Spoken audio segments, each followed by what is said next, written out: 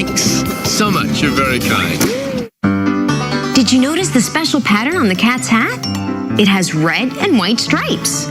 Let's find an animal that has stripes too. Does this dog have stripes? No. No, this dog doesn't have stripes. Well, how about the zebra? Does he have stripes? Yes. Right.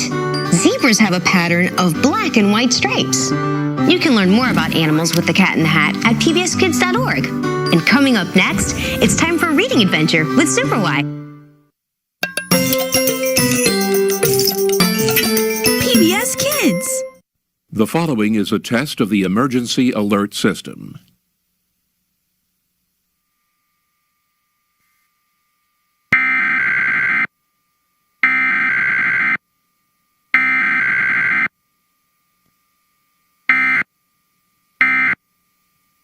This station is testing its emergency alert system equipment.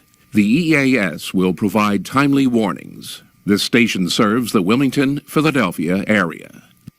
Cartoons aren't just for Saturday morning. You're watching WHYY Kids.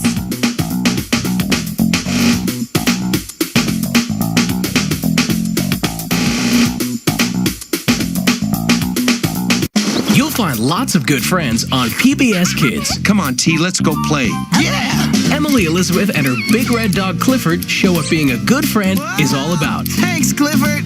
Everyone loves Clifford, my big red dog.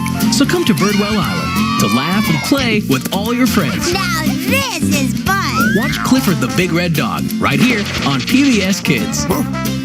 Weekdays at 1 on WHYY TV. Hi, it's me, Hooper. Can you guess where I am today? Where is he going? What will he do? Where in the world is Hooper? Let me give you a clue. You can find seeds here, but it's not the inside of a watermelon. Here's another hint. This place has delicious vegetables that you can pick